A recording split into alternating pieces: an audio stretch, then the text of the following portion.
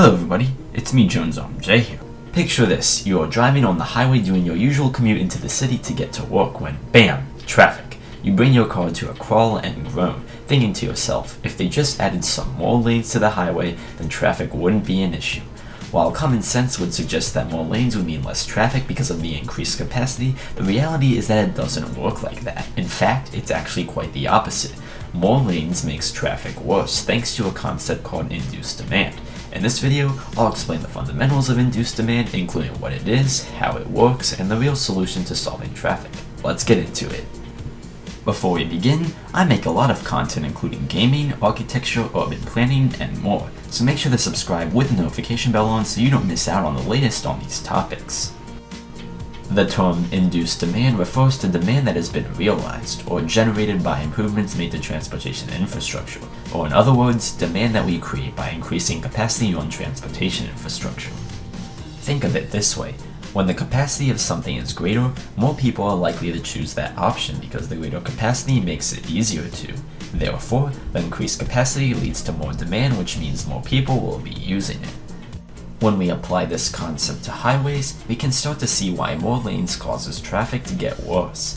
When a city decides to add a lane in each direction of a major highway, traffic will initially flow more smoothly, but that also means that more people will start taking that highway because of that. Therefore, demand will increase, more people will drive on that highway, and we are back to square one: heavy traffic. The perfect real-world example that showcases this is the Katy Freeway located in Houston, Texas. This highway is the widest highway anywhere in the US, featuring a whopping 26 total lanes of traffic. The highway was expanded to this size because the city of Houston believed that increasing capacity to such an insane amount would solve traffic. Well, it turns out that it did exactly the opposite. According to Houston TransStar, after just 2 years of the expansion, commute times on the Katy Freeway actually increased by over 20 minutes on average. So the city of Houston basically wasted $2.8 billion on an infrastructure project that not only failed to solve the problem it attempted to solve, but actually made it a lot worse. So if more lanes is not the answer to solving traffic, then what is? Well, it turns out that induced demand also works in the opposite direction.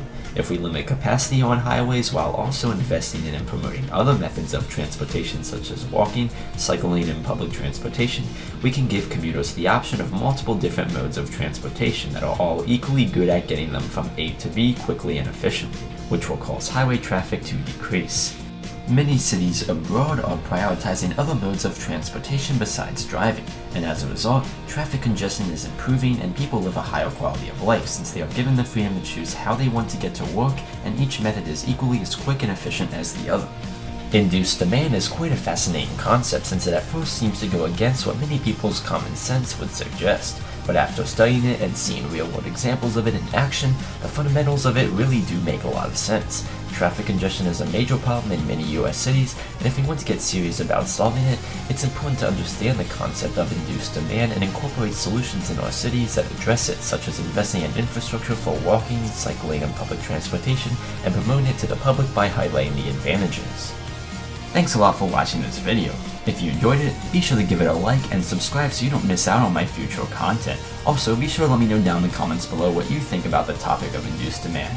Thanks a lot for watching, and I'll catch you guys in the next one.